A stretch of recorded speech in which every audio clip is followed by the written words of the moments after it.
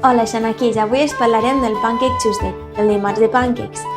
Aquesta festivitat prové de la tradició cristiana del Shrove Tuesday, que és el dia abans del dimecres de cendra i que marca l'inici de la Quaresma.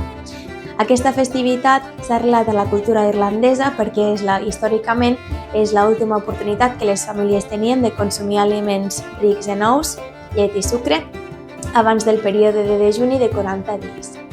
Els pancakes es van convertir en el menjar típic d'aquest dia perquè és una manera fàcil i deliciosa d'acabar amb tots aquests ingredients. Avui en dia encara seguir la tradició a les cases, a les escoles i en tota la comunitat irlandesa, afegint els complements tradicionals com és el sucre o la llimona o amb complements més moderns com mermelades, crema de cacau, nata, fruita i altres ingredients.